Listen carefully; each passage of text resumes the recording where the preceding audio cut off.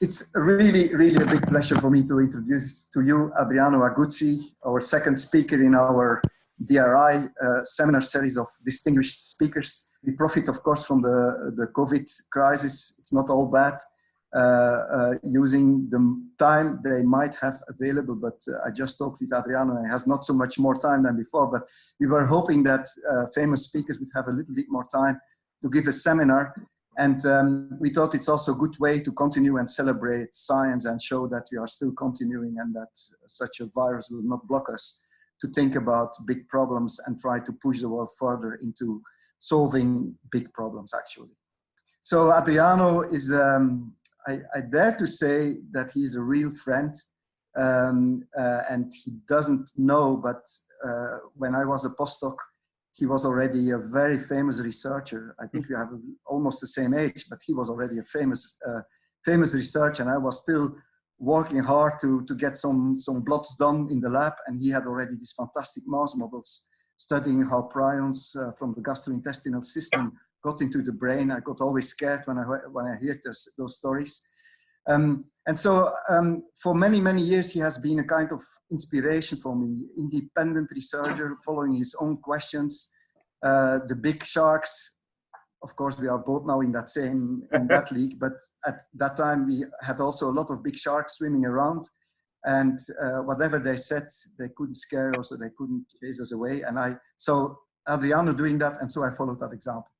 So Adriano is now one of our big neuroscientists, got a lot of prizes. I'm just going to take my paper here before me so that I don't say stupid things, if I find it here. Well, I'm sorry, I missed my paper here.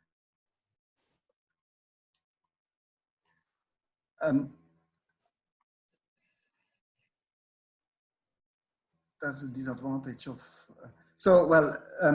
Adriano has inspired the field of Prion disease, has made major changes there, but at the same doing that, he has also influenced a lot of other fields of neurodegenerative research, not the least the Alzheimer field, where he has regularly come in and give new insights.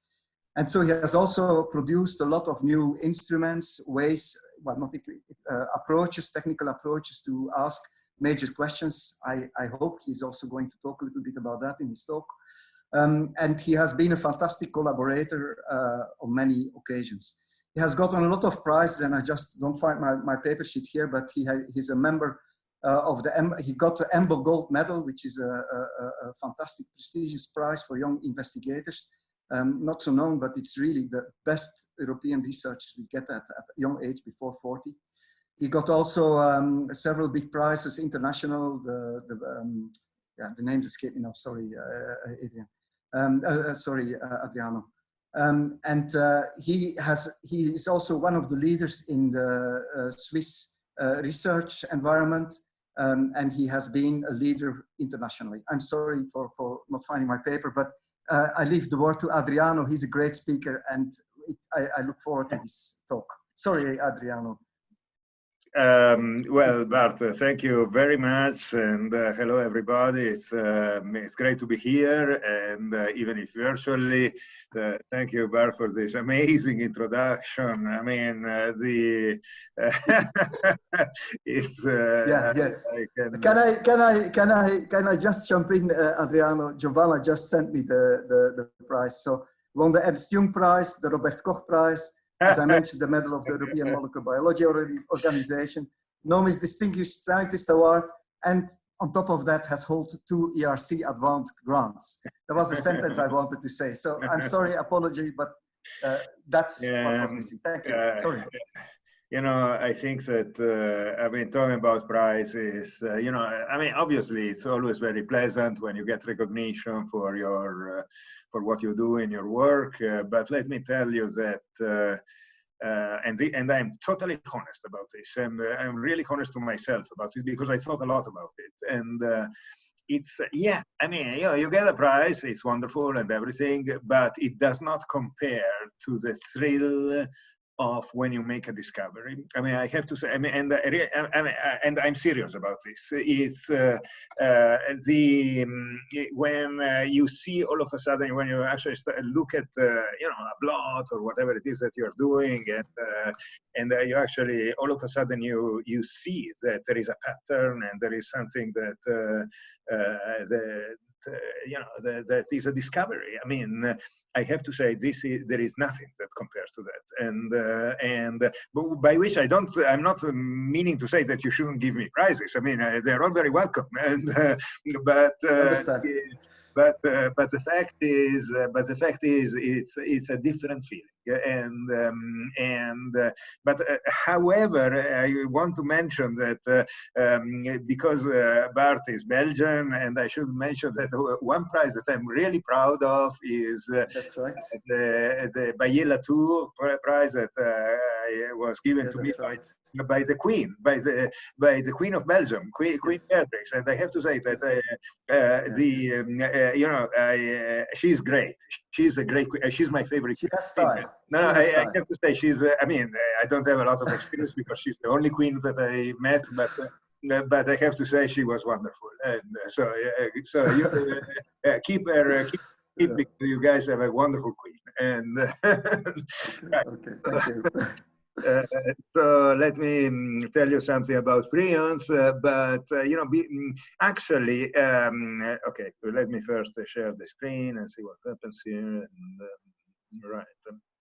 So a couple of stories that I would like to mention to you, and actually, so I had 4 tales which have kind of shrunk into 3, but you know, you will see that there is a logic to it. And can you guys see my screen? Yes, could you please use, yes, that's great. Very good. So, so I want to talk about this antibody screen or autoantibody screen because there is another story that is actually that I put in last minute, and you will see why. The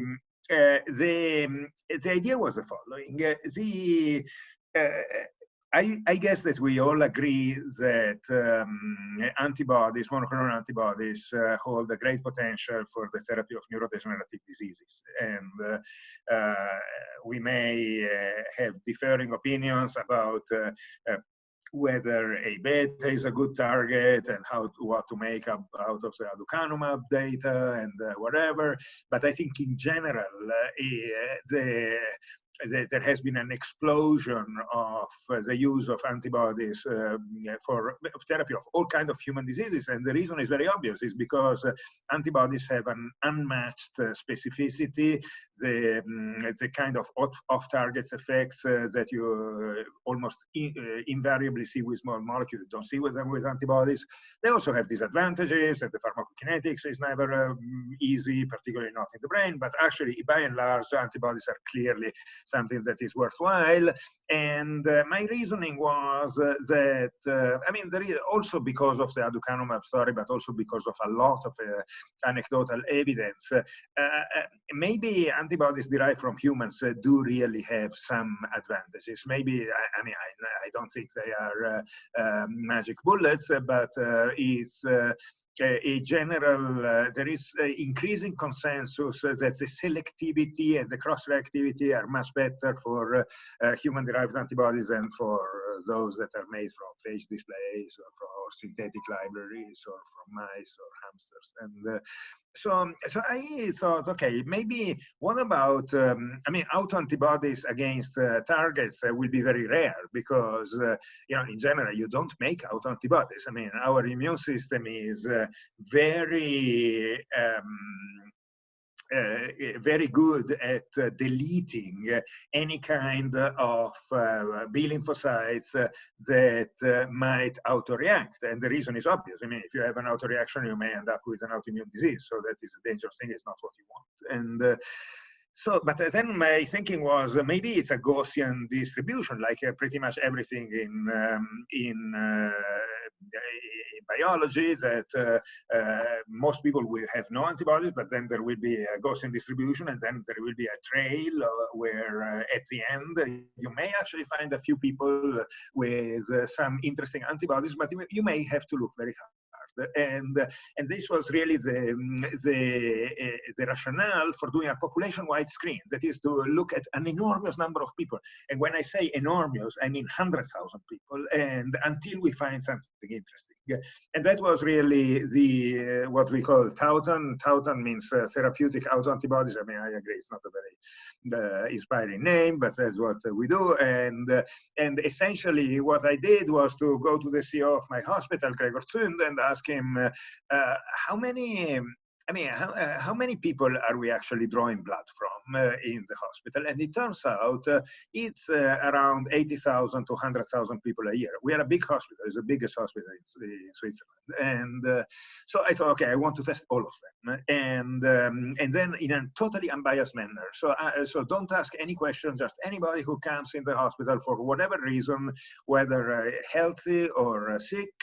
I mean, most people that go in the hospital are sick, but you know, there are also women who will give birth to children, and then everybody who signs an informed consent that any residual material after diagnostics, so most of it goes for diagnostic, blood is drawn, and then there are typically there is a quarter of a milliliter that is left over, and then if there is a signed informed consent, then we store it, and then we make a huge biobank, and we have done this for the last 4 years, and this was mostly the work of Mark Emmenegger and Andra Cincishan and many others, and now we have this amazing historical biobank.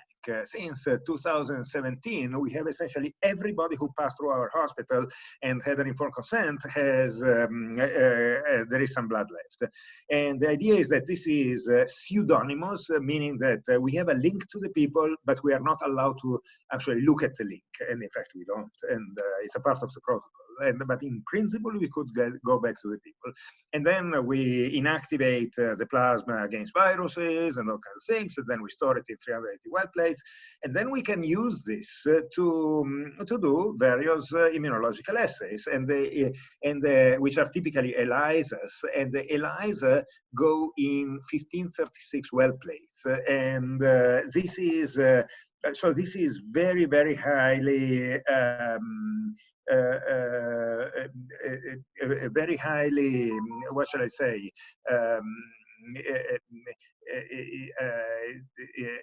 very high density, and it's run in 3 microliters. So it's so we can do a lot of those, and it's actually very cheap because the amounts are very small. And so this is so here we have been looking at 60,000 people. I mean, you know, you have to imagine this is the size of a small city, and these are, for example, autoantibodies and also antibodies against exogenous proteins. So here, this is a list of, it's a partial list of targets that we have been looking at, including some GPCRs. We have been looking for autoantibodies against ApoE3, ApoE4, CGRP, LAG3, which was supposed to be a receptor for synuclein aggregates, and it probably isn't. There is a lot of controversies there, but anyway, it turns out that this was also very interesting. And so this is the log EC50. So what is the log EC50? This is how we measure things. And I will come to a minute, but also let me just tell you that we also looked at antibodies against PRP, against TDP, against pyroglutamylate beta, tau, and many others. And we are constantly adding. And now each point here is a patient. And here you are looking at 46,000 data points. And this is our relatively arbitrary threshold. Minus log EC50 is essentially the titer, and I will come back to explain exactly what it is. But for the purpose of this discussion, let's just say this is the titer. It's a logarithmic scale, and a titer of 2 means a titer of 1 to 100. We set this as a threshold because in our experience, if you have a titer of whatever, of at least 1 to 100, there are good chances that you will have enough circulating memory B cells that you can actually clone antibodies out of this. And now what you will see here that is already, in my opinion, totally amazing are 2 things. One is we do find people with a titer against their favorite antigen in every single case. So for every antibody that or for every target that we have looked at, we do find people with pretty high immunoreactivity. And so I think this is pretty amazing. So this really means that if you look hard enough, that is in a population that is hard enough, and sometimes you have to look at 100,000 people, you can actually clone human antibodies against whatever. And the other thing, however, is that there are huge differences. This is, here we have an enormous number of autoreactive clones. So for this specific antigen, more than 4% of the total population has a very high titers. And what is this antigen? Look at this, it's tau. Tau K18, 3 to 4% of everybody runs around with high titer of anti-tau K18 antibodies.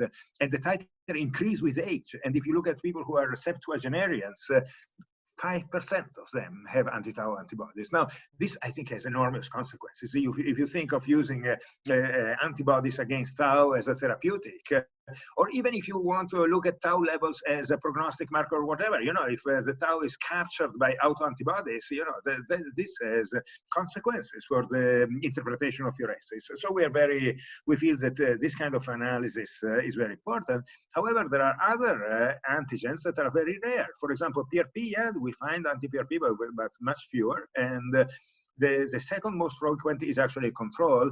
This is not an autoantigen. This is RH2. This is a peanut antigen. And what we are looking at is people who have developed an immunity against peanuts. Now, these are not allergic. You know, peanut is a very classical food allergen. But these people are not allergic to peanuts. These people have IgGs against peanuts and not IgEs. So if anything, they will be protected against peanut allergy. And that is something that I also found very fascinating, because this kind of IgGs against peanuts could actually be therapeutic against peanut allergy, which can be very debilitating and very, very dangerous and actually lethal. And I shall confess that for me, the motivation to look into this is because one of my daughters suffers from a very severe form of peanut allergy, and this is how I got interested into this. But for the purpose of this discussion, this is a control antigen. Right. Okay, so this is just when you have this kind of numbers, I mean, enormous numbers, then you can really do statistics. For example, you can bin your patients by age group. And when you do so, and because each bin, so here, this is a histogram. Now we are looking at the percentage of anti-tau K18 positive people over age. And because we have 46,000 people to look at, we now can actually, we have enough cases in each bin that enables us to ask what happens to the prevalence of anti-tau positivity over age. And you see that it skyrockets. I mean, it's a linear relation. And then we can look at all kind of, I mean, this is specific for tau, because if you look, for example, at LAG3, nothing like that is true. I mean, it does not correlate to age. If you look at anti-RH2 and the anti-peanuts, if anything, there is a negative correlation. And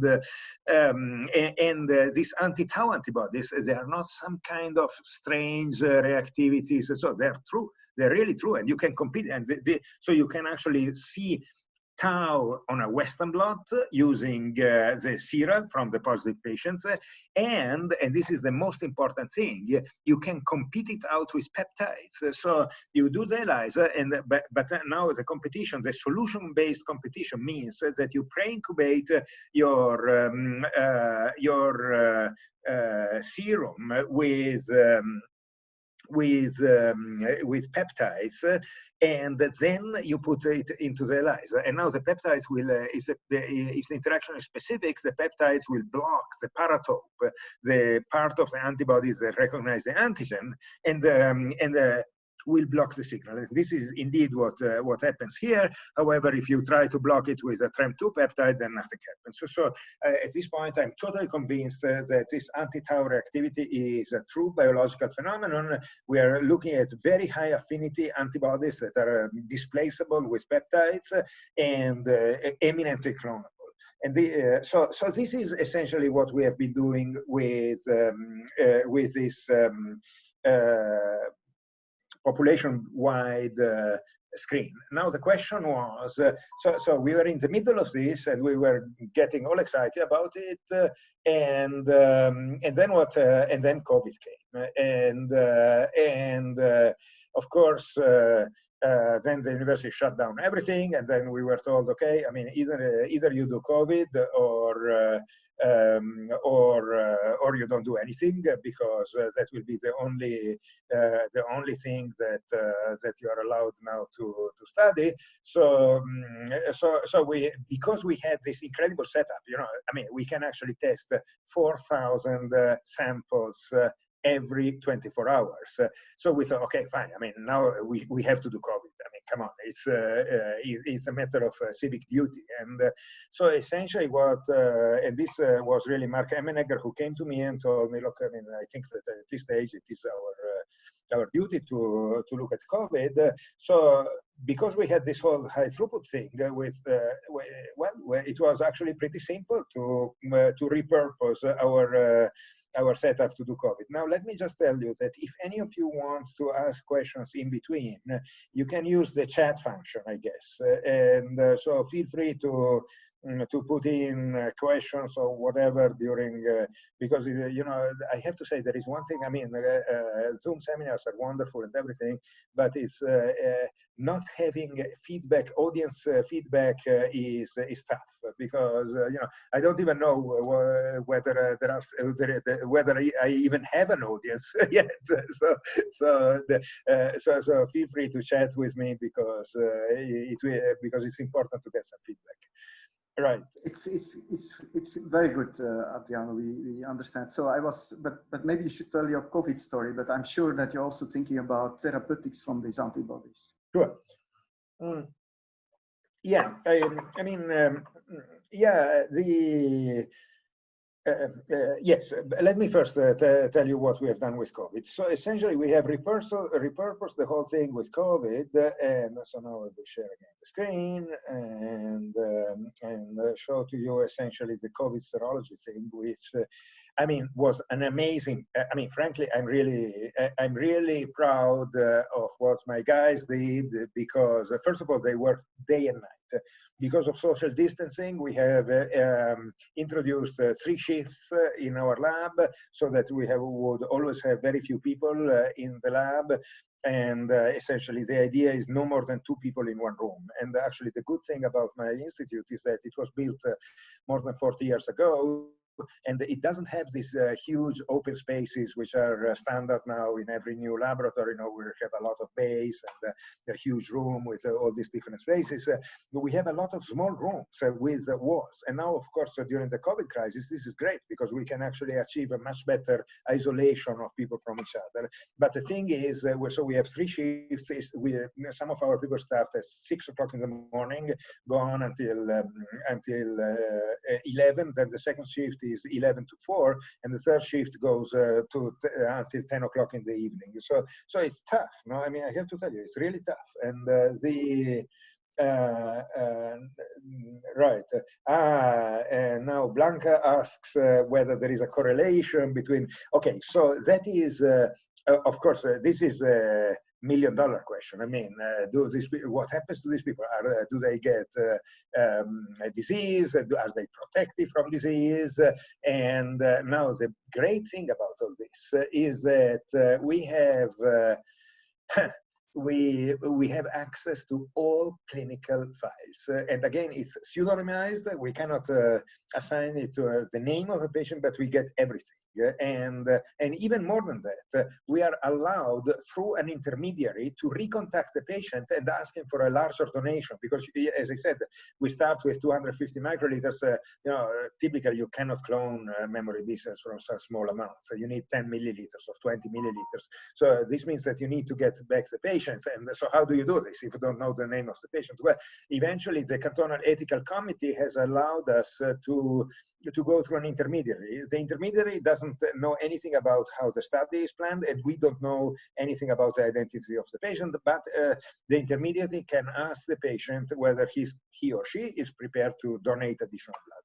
So that's the way this works, and for the time being, I cannot give you any results about clinical correlations because we are still in the middle of it. But I do, not for tau, but for another protein called LAC3. And there we had a very big surprise. We found, so we looked at the LAC3 reactivity, and then we found that almost all of these patients, first of all, we found people with very high LAC3 reactivity, and let me show this to you again. So this is the LAC3 data, and yeah, LAC3 is here. And so you see some 40 people with, so it's 0.1%, 1 in 1,000, but these titers are sky high. And then we go back into the clinical findings. We ask, so why were these people in the hospital? Well, it turns out that most of them had lupus erythematosus, which is an autoimmune disease. And so why? I mean, I was interested in LAC3 because Ted Dawson had published that LAC3 is a receptor for synuclein. So I wanted to know, I mean, do people have antibodies that may block the synuclein entry into cells? And now they all turn out to have lupus. Why? Well, it turns out that LAC3 was originally described as a checkpoint molecule, one of the molecules that puts the brakes onto the proliferation of immune cells. And, anti-LAC3 antibodies are essentially checkpoint inhibitors. So now this is ultra interesting, because this may, and this is my dream, that maybe in these people, the anti-LAC3 antibodies are actually the driver of disease, because they may, autoimmunity is a classical side effect of the suppression of checkpoints. So it makes sense that that anti-LAC3 may drive an immune disease. Now, if that were the case, then we would even have a therapy, because all you need to do is to either to remove the anti-LAC3 antibodies, which you can do through very specific plasmapheresis. You can essentially immunodeplete those antibodies that bind to LAC3, or you can perhaps even inject just a peptide that may be enough to block the anti-LAC3 antibodies. So I'm very excited about this. Any questions on these issues? Okay, in the meantime, let me go back to the other thing, so I want to share a bit the COVID stuff, because this is also super exciting. So we had this whole thing, and then we decided, okay, we can do all this high throughput antibody profiling, let's do it against COV2 antigens. And, the COV2 antigens, there is essentially, I'm sure all of you have seen this ad nauseum. There is the spike protein, which contains the receptor binding domain. There is the nucleocapsid protein. So these are essentially the three things we're interested in: the spike, the holospike, the RBD, the receptor binding domain, and the nucleocapsid protein. So then we decided to make it ourselves, because if you go to these companies, first of all, they will charge you an enormous amount of money, and second, it turns out it's all degraded. And, I have to say, the stuff that you buy online in terms of recombinant proteins, I am so disappointed. It's just I can only advise you, don't do that and save your money, because it's not going to lead you anywhere. So we actually transfect the XP cells, and then we made our protein, and the protein is wonderful. We can actually make a beautiful spike protein, nucleocapsid protein. It's totally pure. It's totally undegraded. So now we can actually do stuff with it, and that's how we do it. So I told you about the EC50. The EC50 or the minus log EC50. That's that's how we measure titers. And what does it mean, minus log EC50? Now you have to do the following. You start with, you start with a high dilution, or actually with a high concentration of your plasma. No? So here, that would be the undiluted plasma, and then you get a signal that could be, for example, a chemiluminescent readout or a fluorescent. It's an ELISA readout, essentially. You know, so you have your antigen at the bottom of the plate, then you put your patient serum on it. If there are specific antibodies, they will bind, and then we go on with a secondary antibody directly against the human antibody. And if the plasma of the patient is very highly concentrated, you will get a saturation, and then you dilute 1 to 2, 1 to 4, 1 to 8, 1 to 64, and so on and so forth. And then at some point, the signal starts disappearing, and then you have a linear domain, and then you go asymptotically towards zero. And then you can fit a regression. So these are true life examples from patients, and this is reactivity against, I think this is the nucleocapsid. Yeah, well, it depends. This is the NC, that's the nucleocapsid. That's the RBD's receptor binding domain. And this is IgAs against the nucleocapsid. So what you see is that you do get these sigmoids, and then you can do what is called a logistic regression, which essentially fits mathematically a curve to these values. And then you measure what is called the inflection point. So the inflection point is the point where this curve, which is concave, becomes convex. So the inflection point is essentially where the first derivative of the logistic regression goes to zero. Everybody's with me on this? All right. Can you still hear me? Yes, yes. Okay, good, wonderful. Yeah, very good. Right. So then we do the whole thing in 1536 well plates in order to really reduce the expensive to a minimum, and that works very well. And then we run heat maps of the results. And what you see here is these are anti-COVID sera, but it could also be anti-tau. It's the same thing. So what we see here are serial dilutions. So here in each row, so this is the positive control. The positive control is the recombinant protein, and you see that it goes down. So so the dilutions are always along a column, and it's 8 dilution points.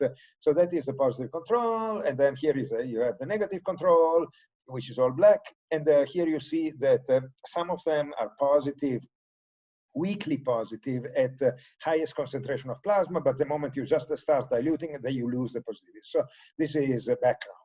And this is the heat map scale. And this one is a real positive. Now you see it's very high, and then it dilutes off. No? And here there is another one which is not quite as positive, but you see it dilutes off. And so this is this is how we do it. And now we are full time. We are doing this. That's what we have been doing for the last several weeks. And so we have a throughput of 4,000 patients per day. So so how do we measure the specificity of the assay?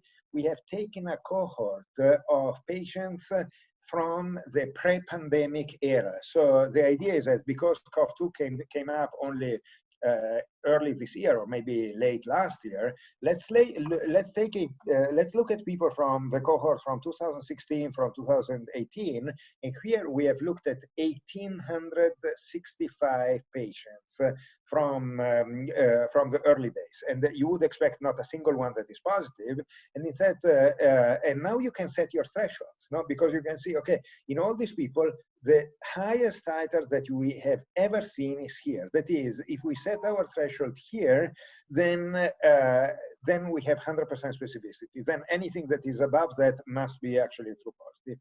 And now we are looking at data from the hospital, for the blood that was drawn in last December, in January, February, March, and you see that now you start see a couple of positive popping up. Then in February we see nothing, but this is still incomplete. We have still to look at many more data points, and then in March it start going up. And these are now blood donations. It's from the blood bank from April, and now you see that now we are starting to see a lot of them. So that is what we are doing here, and that is what I wanted to tell you about COVID. Are there questions to this part of my talk?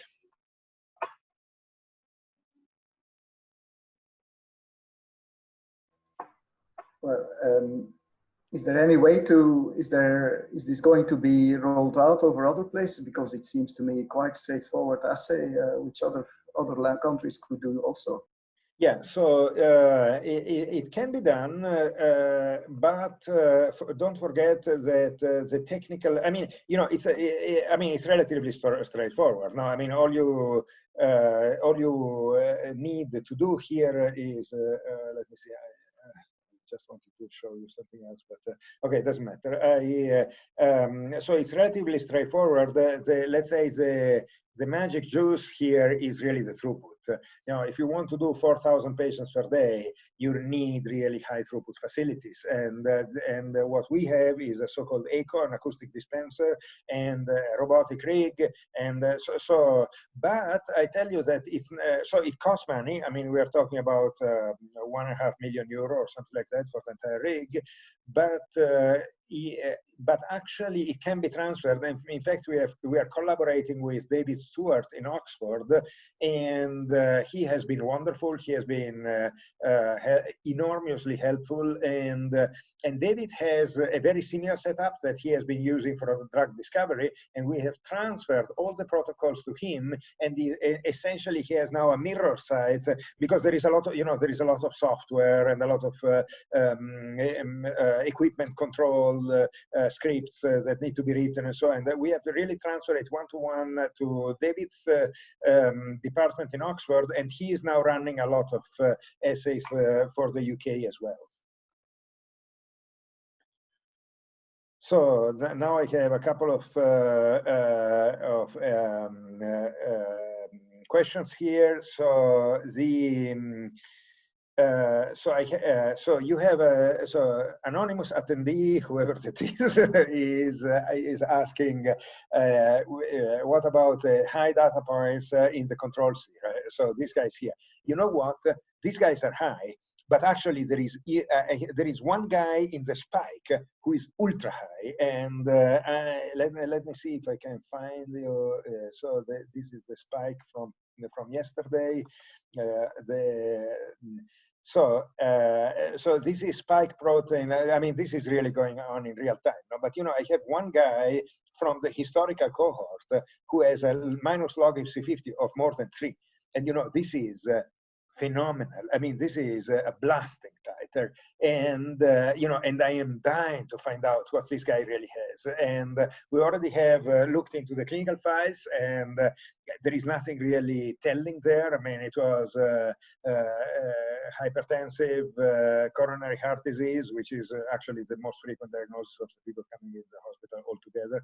And but then the question is, and this is, I think, what somebody else has also asked, was is the assay selective for COVID-19 or against other cocos? I call them cocos because it means common cold cause, common cold coronavirus. Now, that is something we don't know yet. I would say in general, we have very few such cross-reactivities. I mean, you know, most of the people have very low titers. I mean, over 2. I mean, there is just 3 people here, and but we are looking at this formally, and in fact, that is a collaboration with Aaron Ring from Yale, and we have just 2 hours ago literally received the spike protein from 3 common cold coronaviruses from Aaron's lab, and we will be putting into our pipeline this week. So we will know how many people are cross-reactive to the common cold coronas. And then the blood donation. Yeah, great question, Daniel. You're a smart guy. And so well, you know. Blood donors are essentially self-selecting for health. Can you say the question? Can you read it? Yeah, you don't see it. I have it up on my screen. How many people from the blood donation cohort were known to have had COVID-19? Right. So the easy answer is nobody. And I would also expect if somebody had COVID-19, he probably won't go and donate blood anytime soon. But we are looking into this, and you know, and I am dying to do something else. One common sign of COVID-19 is sudden loss of olfaction, anosmia, and I would like my whole institute to swarm out to the blood donors that have high titers with a olfaction testing kit and test their sense of olfaction. Because, you know, sometimes people lose olfaction without even noticing. And in fact, I was speaking yesterday to some olfaction specialists, and they tell me that 5% of the general population has zero olfaction. I mean, zero. They don't smell anything. 5%. So, and in fact, it's pretty common complication also of flu viruses and other respiratory viruses. So the olfaction thing is something that I want to look into. All right, so I think that that's all I wanted to, here comes Gabriele Picconi asks, could blood donors be asymptomatic? Now that is this is obviously the most relevant question, that what everybody wants to know. I mean, are there any truly asymptomatic people, and if so, how often? And so the answer is we don't know yet, but we are testing 2,000 blood donors this week, so stay tuned. And right, so there is okay. I think that we are done with the questions, and let's go back to Prions. And although you have to be a bit careful, you have to stop me at some point, because you know I have this thing that you know, if you don't stop me, I tend to go on like Fidel Castro. I will give a 3-hour talk, and then everybody will disappear. They will not even notice. So just let me tell you when it's enough. But one thing that well, I could talk about this, but this is probably well, I will be very short. Let me just tell you that I'm very excited about 3D histology, which is essentially tissue clarification. It's essentially the Clarity protocol. I just want to mention that we have vastly improved over the Clarity protocol by using some tricks, and I won't even go into how this was done, but let me just tell you that we can do really very high throughput, very easy, very fast, and very complete clarification of mouse brains, and we can stain them with the polythiophins, which are amyloid stains, and you know, this is a polythiophine complex to a HETS fibril. So we have a very this is actually true solid state NMR structure, so we know exactly how this polythiophine bind, and you know, many people use this luminescent polythiophine or oligothiophine, as Peter Nielsen calls them. But all of this was invented 12, 13 years ago by Peter Nielsen when he was a postdoc in my lab. And these are very useful reagents. And we use electrophoresis to drive the polythiophines into the brain. And we have 3D printable little machines to do this. And then we use essentially light sheet microscopy to, and these are the kind of things that we get out of this. So these are transgenic mice that express GFP in brain endothelial cells, and they have been stained.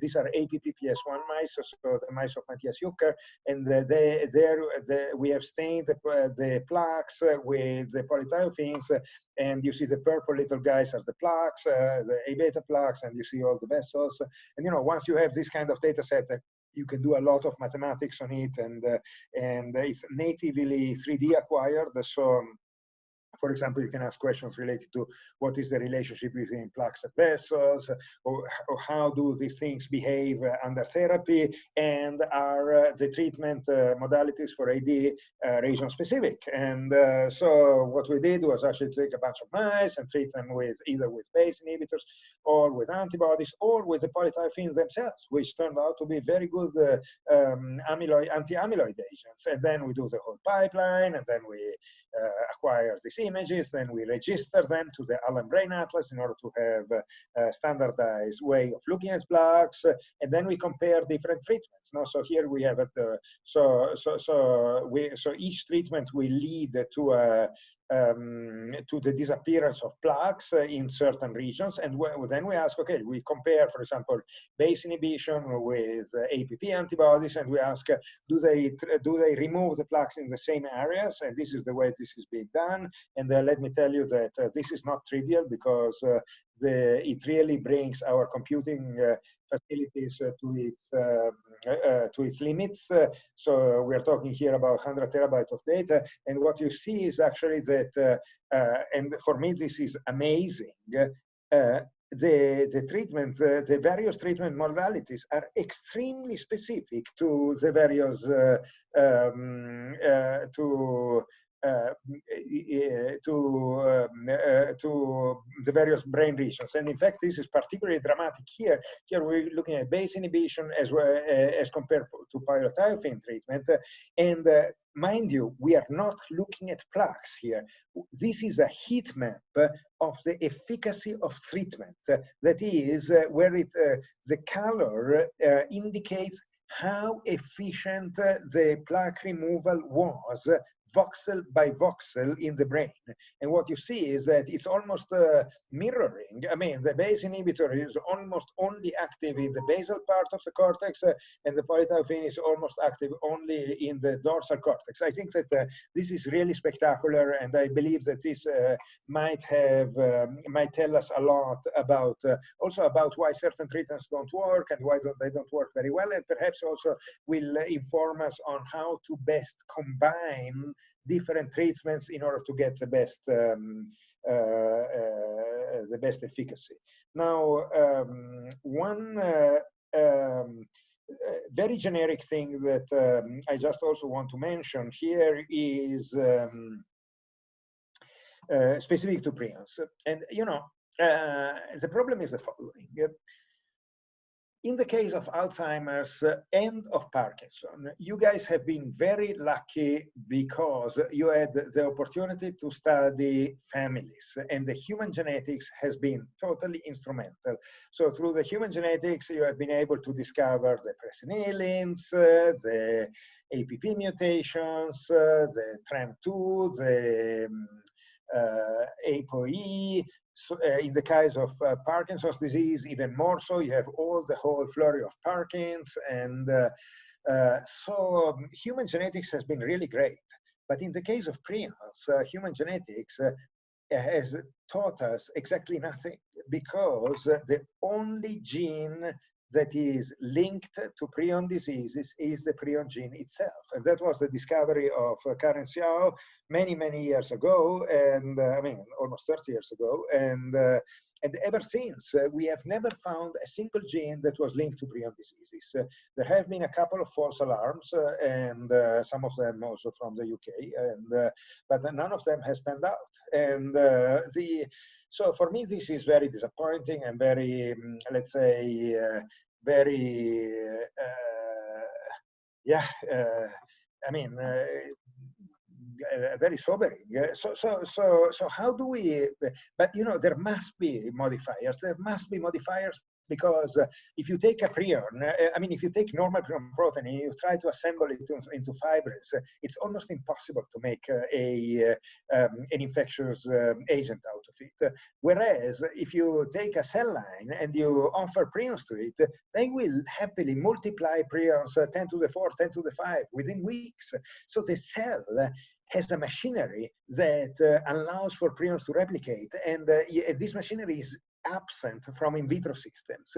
So I want to know what this machinery is, because this will be modifiers, there will be druggable targets, and so, but I have no idea. And unlike Alzheimer's and Parkinson, the human genetics did not help me.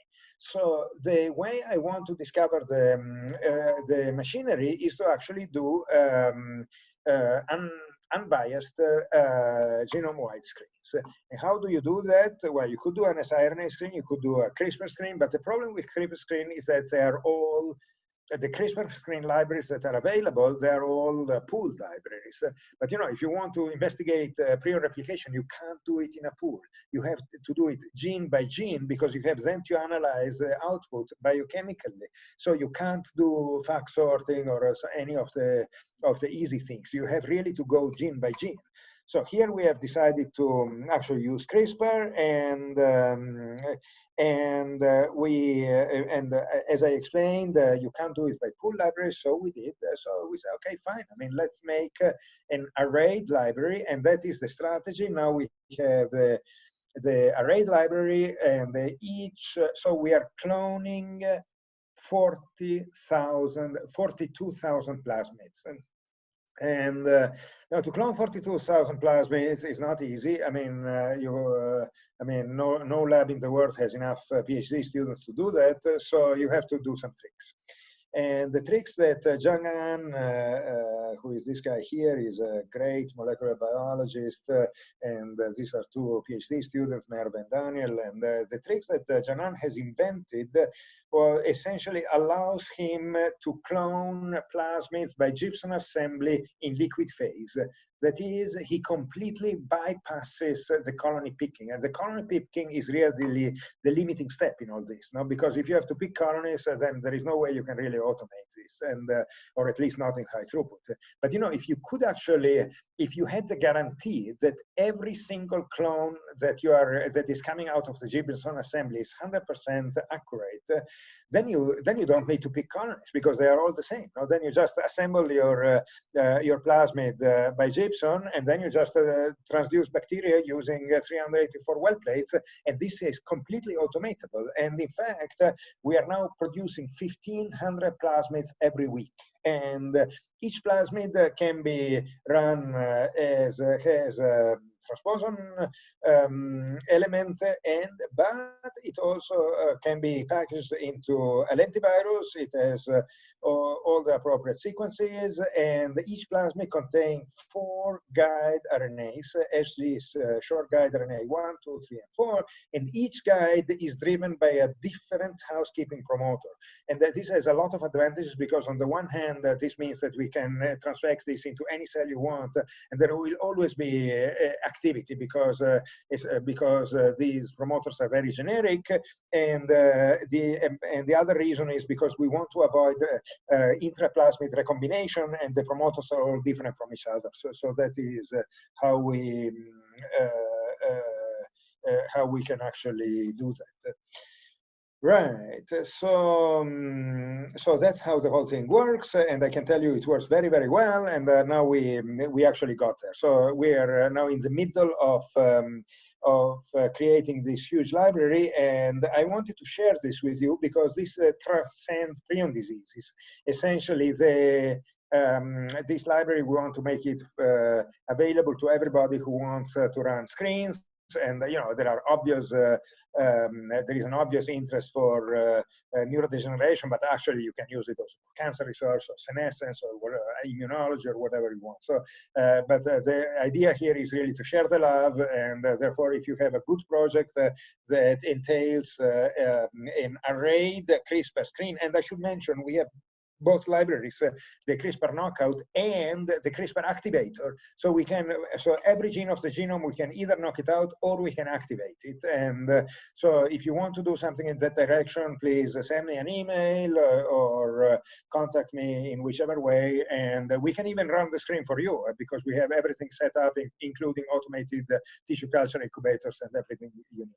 All right, I'll stop here. And I just mentioned, I have actually shown you some of the collaborators, and this is my entire lab. As you see, it's a huge lab, and they're all wonderful people and fantastic. And they're moving very fast, and they have managed to until now really to cope with the COVID crisis. One person unfortunately developed COVID, but she's in the meantime she's completely healed and will be soon back to work.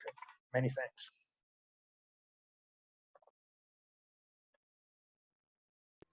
Thank you very much, Adriano. As usually, very exciting and stimulating presentation. So while people are thinking about questions, I wonder whether you can tell more about this drug specificity. How do you explain that? I think it's really, really very intriguing. And do you think that similar things would hold true in brain? So I think that there are, by and large, I think there are two possibilities. One is very boring. It's that we are simply looking at pharmacokinetic effects, that maybe the BACE inhibitor will go only into a part of the brain and the polytrypsin in some other part, and all we are seeing is just a different distribution volume. And so we have formally looked at this, and we have made little cubes of brains treated with various substances, and then we have sent it to a CRO for determination using various methods of drug concentration, and there is no hint that pharmacokinetic plays a role here. So it is something. Biology. Yeah, so it's biology, and which kind of biology, I have no idea. And at the moment, one thing that I wanted to do was to cross-correlate these patterns to the expression patterns recorded in the Allen Brain Atlas by in situ hybridization of all brain genes. And I thought that maybe one can use some sophisticated imaging coupled with bioinformatics to discover perhaps regional gene patterns that correlate to effectiveness patterns at a local scale. So all of this is very preliminary. At this point, the strategy is to actually go out with the paper on this, which has already been written, in fact. And I should mention that the computing part of it is really fundamental and very, very sophisticated and difficult. And it was Jin-Hyung Lee in Stanford, who is an associate professor of neuroscience at Stanford, who actually did all of this, and she did a fantastic work together with a PhD student called Ehsan Dalgani. Great. So again, you can ask questions via the question and answer indication below the pictures of the speakers. So please don't hesitate. It's your opportunity to have a few words from the most famous, from this most famous researcher. So I'm also, I mean, you said, I need to organize a brainstorm about your CRISPR-Cas library in the DRI, because I mean, the publications are for unlimited, basically. You know, but I've been waiting for like 4 or 5 years for some company to come up with such an array. And in fact, the Sigma has something like that, but it's based on a very old version of the guides, and we have spent a lot of time on the bioinformatics of all this, and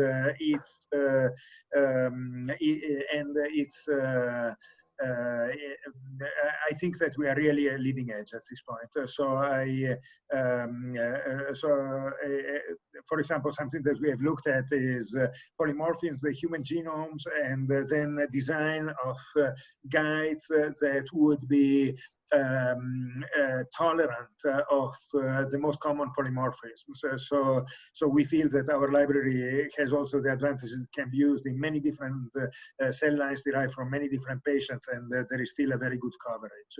And the 4 guides, I mean, having 4 guides instead of 1 guide is a complete game changer, particularly for CRISPR activation. I mean, it's not even close. I mean, the amount of activation that you get when you have 4 guides is completely different.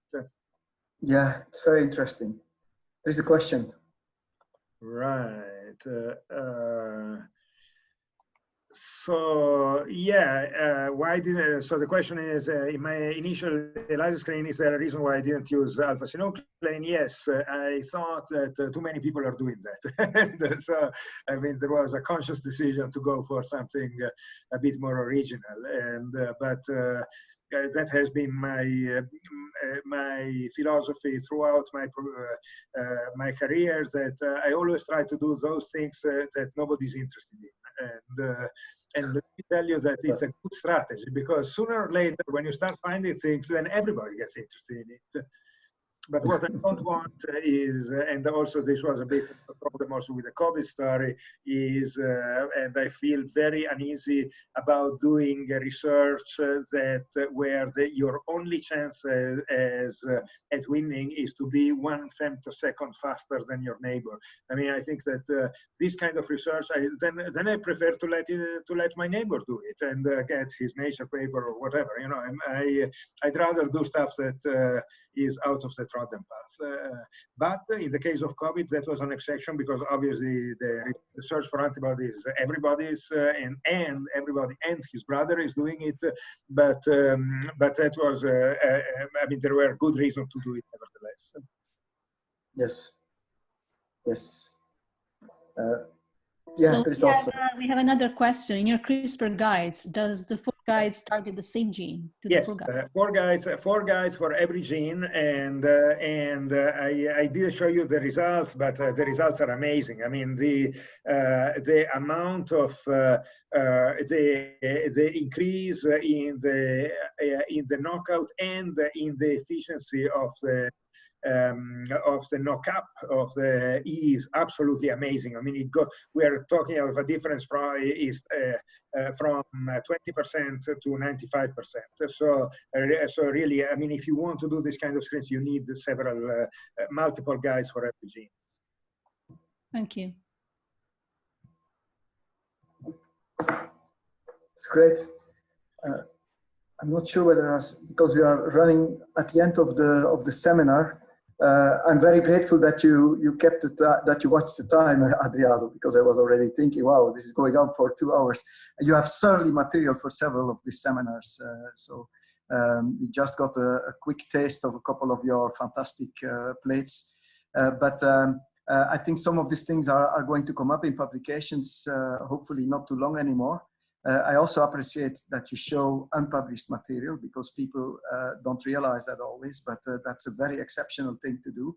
And it's very stimulating also because you get a look into what comes in the future, which is always nice for scientists. Well, I will finish just to say how much I appreciate that you made time for us and that you shared your enthusiasm with all of us while COVID is depressing most of the people. It just seems to stimulate you more to do more research. That's fantastic. That's the right attitude. Thank you, Adriano. Thank you. All the best. Take care. Goodbye, everybody.